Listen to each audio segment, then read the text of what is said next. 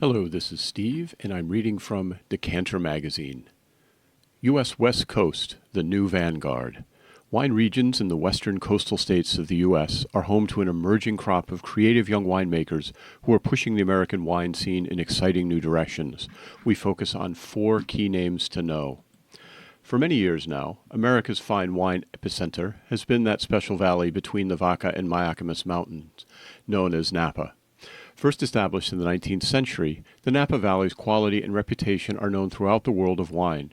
But as crucial as Napa is to America's wine identity, it doesn't capture the totality of what is a very large and dynamic place. America's West Coast is far from being a monoculture of Cabernet. Beyond that famous valley, up and down the country's western coast, a new vanguard of American winemakers ply their skills and creativity, pushing their respective regions and, by extension, American wine in new directions. The western states of California, Oregon, and Washington share nearly 2,100 kilometers of coastline, roughly the distance from London to Gibraltar, and are wildly varied and distinctive in their climate, topography, and geography. Many of these regions are perfectly positioned to craft wines of elegance and sophistication, wines that communicate their terroir with poise to capture the imagination of fine wine collectors and a new generation of wine enthusiasts. Alban de Beaulieu, Abbott Claim, Willamette Valley, Oregon. Alban de Beaulieu grew up in France. He wasn't born into a multi-generational wine estate, but wine was always around. Growing up in the Rhone Valley with relatives in the Loire, the young de Beaulieu learned to appreciate wine rather than how to make it. Upon completing his master's degree in enology at Dijon's Université de Bourgogne, the first steps in his journey to Oregon began unbeknown to him. In 2012, he started out in Beaune, working with Véronique Drouin. She then convinced de Beaulieu to go to Oregon to work at Domaine Drouin in the Dundee Hills for the harvest of 2013. He never left. De Beaulieu believes the arc of his young career was uniquely American. The opportunities I was given wouldn't have come to me so quickly in France, he states. After completing harvest at Drouin's Oregon estate, he worked for 2 years as Jesus Guillen's assistant winemaker at the unique, somewhat mysterious family-run White Rose estate. Then in 2016, he went to 00 Wines, where he was reunited with the man who would become his mentor, Burgundy consultant Pierre Milleman, who had been one of his teachers at the University of Dijon. Anthony Beck, son of the South African wine magnate Graham Beck, lured de Beaulieu to his current estate, Abbott Claim, in the Yamhill Carlton AVA. The two of them built the project together, with Milleman continuing to consult throughout the 2022 vintage. De Beaulieu is a big believer in whole cluster winemaking and is inclined to use as much of the leaves as he possibly can, an approach he learned from Milleman and has fully embraced. He takes almost opposing approaches to Chardonnays, which come from a variety of vineyards within the Enola Amity Hills AVA, and the estate Pinot Noirs, which come from the Yamhill Carlton AVA. We believe in making wines of place first, and nearly important, they must be ageable wines, he says. A lot of subtleties of place for white wine come from the wine's texture, depth, length, umami, minerality, and body. These are all details of place in wine. You can't get those nuances in Chardonnay with a delicate press. We go very deep with our pressing. We want lees and tannins which give wine depth and life. We ask everything of the fruit and then let it sort itself out through oxidation. It's a more natural way as well. The lees do a lot for us. Pinot Noir, in contrast, is made quite delicately. We manage a combination of low-yielding parcels with high tannin loads from the soils and climate of the Yamhill Carlton, W says. We've always been picking much earlier. In my first vintage, some of the appellation's more experienced winemakers even told me I was making a mistake. I said, "We'll see." De Beaulieu's natural aptitude and instinct, as well as formidable winemaking education, have come together in one of America's most talented young winemakers.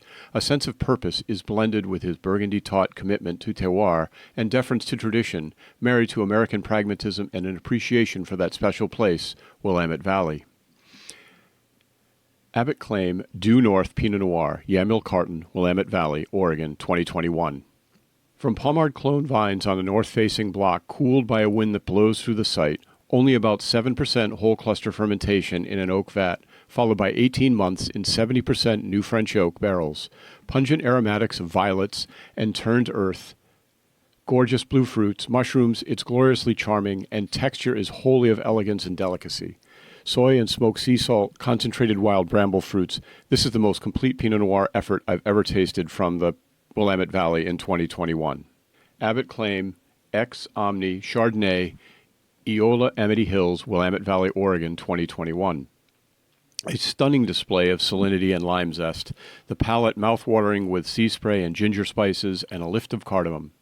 Lithe and brilliant flavors dance across the palate with notes of lime seed, perchicor, and a gorgeous orchestration of oak, lees, and acidity, with depth and magnificent texture.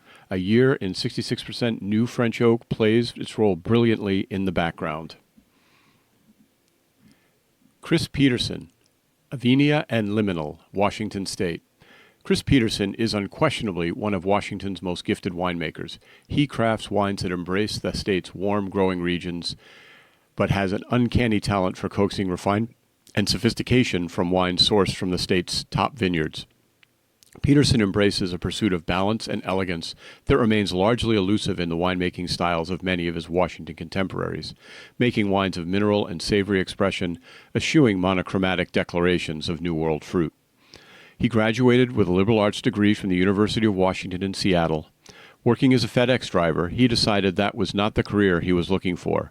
I had grown up in Yakima Valley and was aware of the developing Washington wine industry when I was younger, Peterson explains.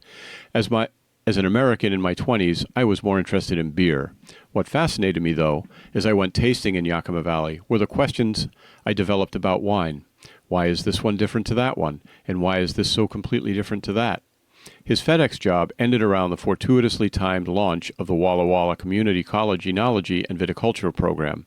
He was one of 10 students in the program's inaugural class, graduating in 2003.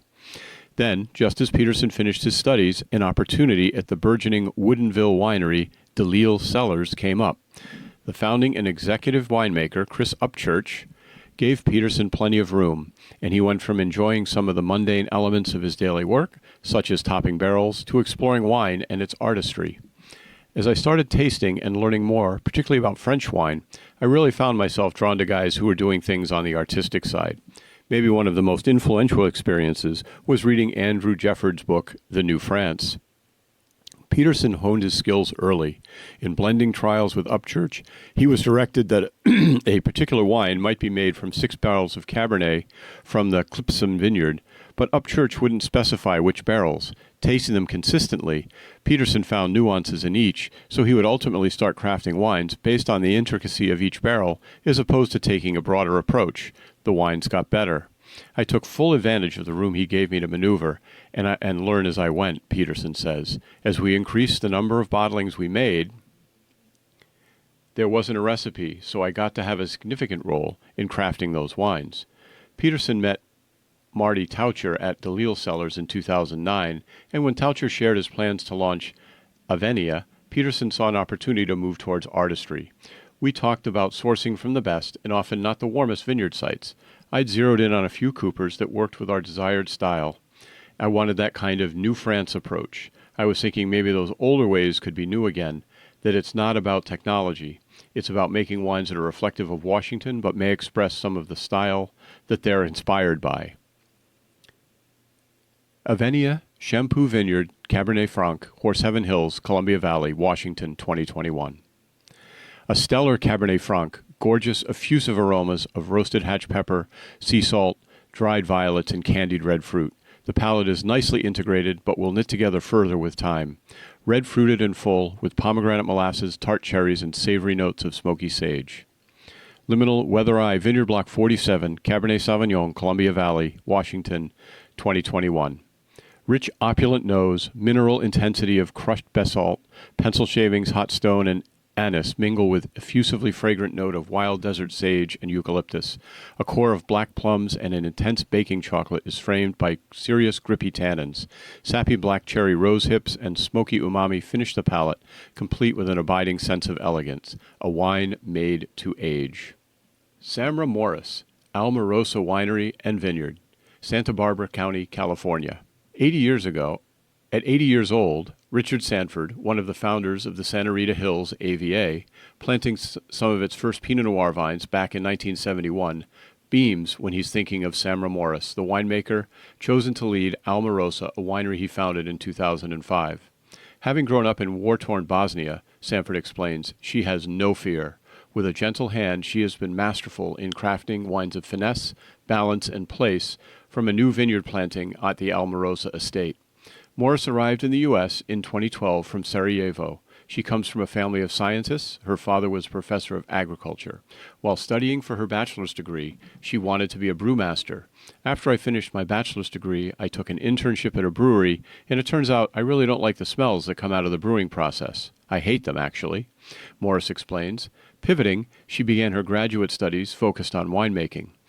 Morris left Bosnia for the U.S. after marrying an American airman. She was fortunate to discover that her new husband was stationed at Travis Air Force Base near Fairfield, about 40 minutes' drive from Napa. Morris started working in Heston Cellars' Napa Valley tasting room. She recalls asking the winemaker, Thomas Rivers Brown, about working a harvest shortly after she joined the team. Following a vineyard internship at St. Superi, she did 3 harvests as a cellar intern with Brown at Mending Wall. More cellar and tasting roles followed, and she did some very technical work at a wine kegging company in Sonoma. When Deborah Eagle, who had hired her at Heston, relocated to Santa Rita Hills in 2018, Morris said, "Keep me in mind." The following year, a call came with an offer to become the assistant winemaker at Almarosa. Shortly after Morris arrived, the winemaker quit, and she was quickly promoted. At Santa Rita Hills, the Santa Rita Hills represent a viticultural playground. The proximity to the ocean, long growing season, and soil variability, including diatomaceous earth, fossilized skeletal remains of tiny aquatic plants, allow varieties such as Pinot and Chardonnay to grow alongside Grenache and Syrah. All of this creates conditions for Morris to play with. Her wines marry bold, umami flavors and ripe fruit with delicate acidity and balance. Bright Candies fruit, savory herbaceous flavors, and an ever-present oceanic salinity create contemplative wines in all the grape varieties used. Ripeness is balanced brilliantly with oceanside freshness. Almarosa Radian Pinot Noir, Santa Rita Hills, Santa Barbara County, 2021. A raucous and superb saline and mineral Pinot Noir from Radian Vineyards' diatomaceous soils, located only about 16 kilometers from the Pacific Ocean. Spicy aromatics leap from the glass with chicory root and clove, full ripe with umami foundations, briny notes lingering while black, rich fruits, savory black tea leaves, and smoky notes of cloves and cinnamon carry the finish. Almarosa Rancho Lavinia Pinot Noir, Santa Rita Hills, Santa Barbara County, California, 2021. Fruit from 2 blocks of the Rancho Lavinia vineyard. Whimsical aromatics of smoky violet, soy, and a tangy black brambleberry fruit finish with notes of fresh wintergreen. Alluring black tea leaf, aged balsamic, and burning ember smokiness envelop ripe red and black berries. The finish is a melange of smoked sea salt, grilled blood orange, and desert sage. Simply stunning. Ross Cobb, Cobb Wines, Sonoma Coast, California. Ross Cobb is one of the most decorated of the 4 winemakers we're meeting in this article. For me, his wines represent the pinnacle of American Pinot Noir. They are ethereal, aromatically beguiling, delicately textured, and worthy of any superlative you want to throw at them. Cobb has serious credibility in the sommelier community too, as perhaps evidenced by his Pinot Noirs mentioned in the 2022 film The Menu. He attributes a large part of his success with sommeliers and collectors to calibrating the wines he's making to the best Pinot Noirs and Chardonnay in the world. I've gone to Burgundy 14 times since just before I started Cobb Wine in 2000. And each time I've taken my wines and other California Pinot Noirs, he says. I've tasted these wines relative to some of the legendary wines of Burgundy, which has impacted the evolution of my wine and my choices in winemaking. That's been a big part of my success in reaching this kind of style. After tasting $20,000 of Maurice Saint-Denis wines with collectors in Miami, I opened a couple of my 2019s, the Doc Ranch Chardonnay and the Diane Cobb Pinot Noir. The wines held up. These kinds of tastings, though, have really helped me refine my winemaking style, and it has certainly evolved towards a Burgundian approach. Cobb's wines are distinctive. He believes they stand out on the west coast on the West Sonoma coast because he uses whole clusters and restraint in use of new oak. Though he opts for a lengthy élevage, he usually releases his wines 3 years after vintage. A lot of winemakers talk about more restrained style, but they still go for ripeness, and the wines tend to rely on new oak, he says. Cobb's parents, Diane and David, planted Coastlands Vineyard in 1989. They were among the first to establish vineyards in the western reaches of Sonoma, including a vineyard nursery with 18 different clones of Pinot Noir.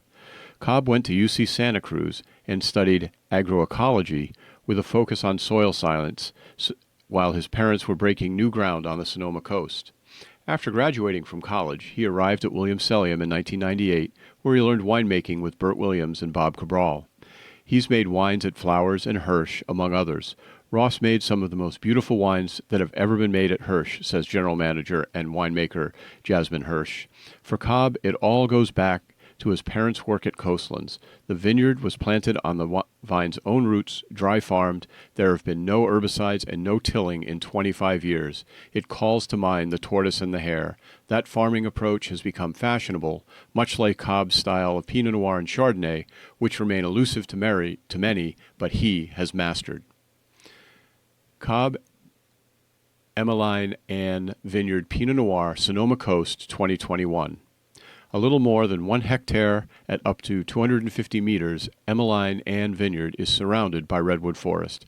Made with 40% whole clusters and aged 22 months in barrel, this is an elegant, aromatic symphony of gravelly minerality, pine bough, tart red fruits, and fresh mint, revealing candied raspberries, black tea, bright berries, and pomegranate molasses.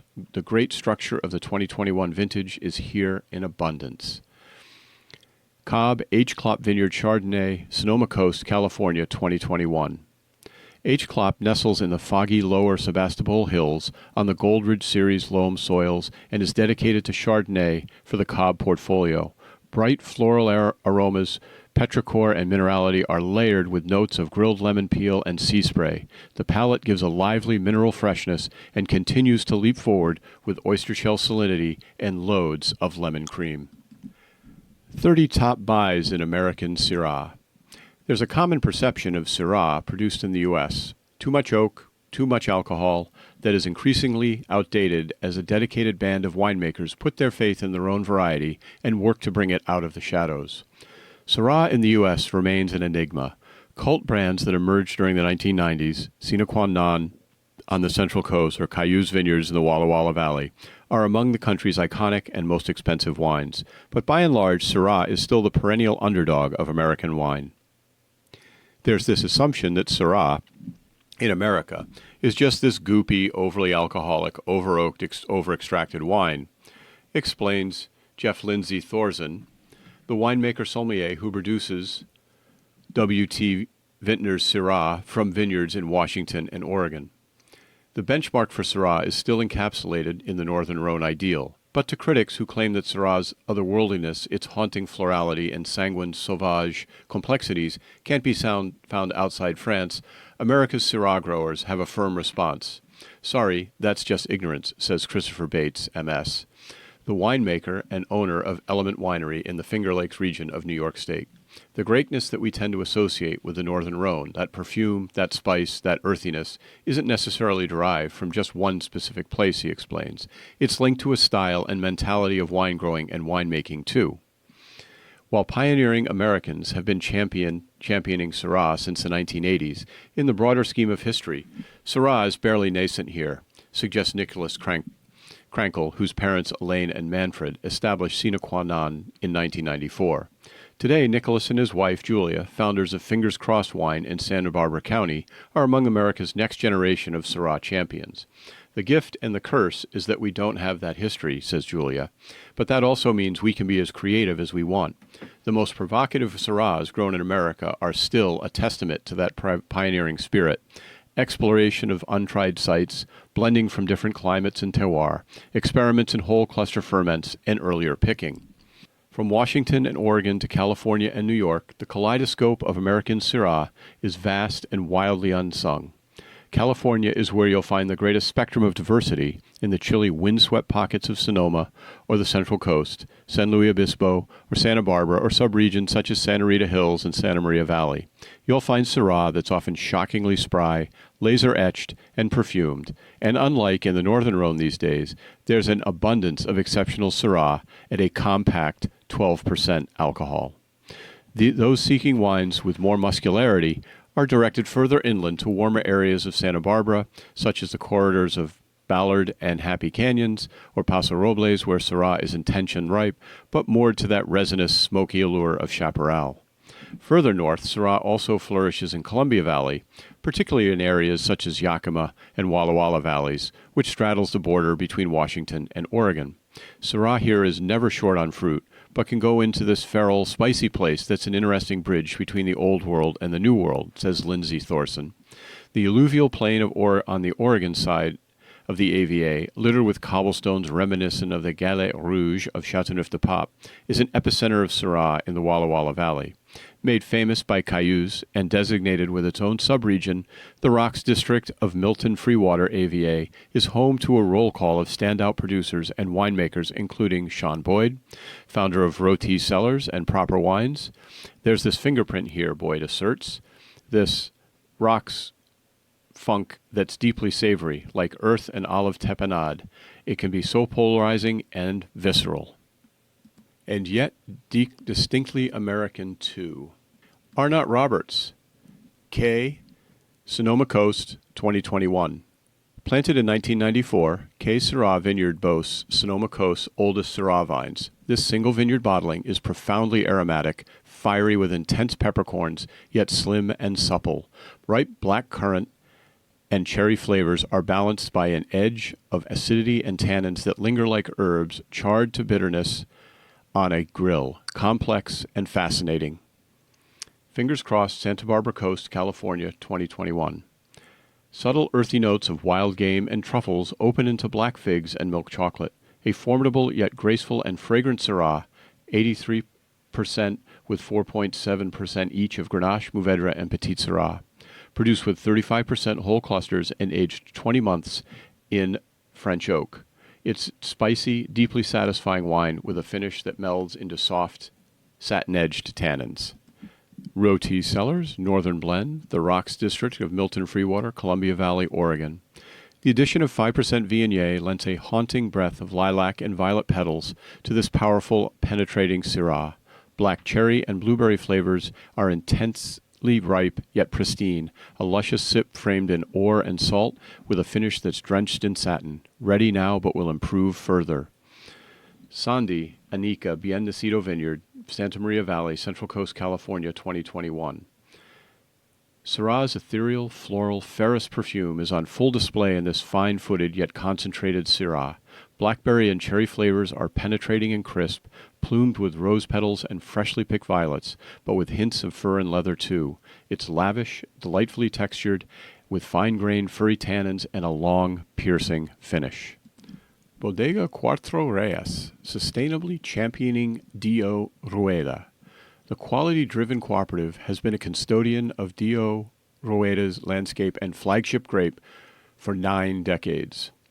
Bodega Cooperativa de la Seca was founded in 1935 at the dawn of the Spanish Civil War, as wine-growing families from the small town of La Seca in northwestern Spain sought stability amid political uncertainty.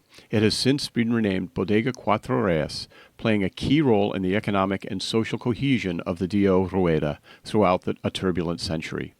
The winery remains one of the D.O.'s most important stakeholders, managing a total of 2,400 hectares from 300 members.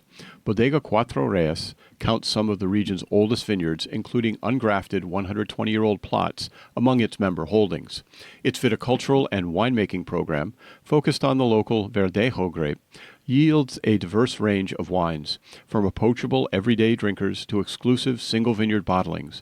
Bodegas Cuatro Reyes bottlings express the character of Rueda's terroirs and the passion of those who work its land. Knowledge and precision.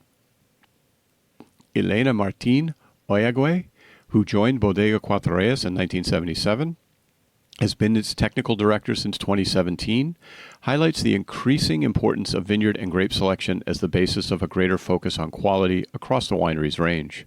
We are placing more and more emphasis on the classification and categorization of vineyards and grapes, she explains.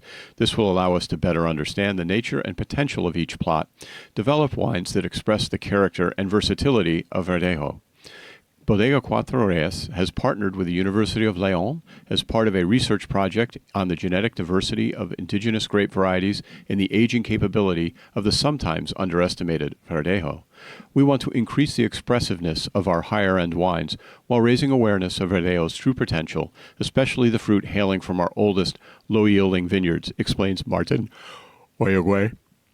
These bush-trained, hand-harvested plots provide raw material for Bodega Cuatro Reyes top bottlings, Bodega Cuatro Reyes Viñedos Centenarios, 40 Vendimias, y Amador 10, a tribute to the cooperative's president from 1975 to 1996.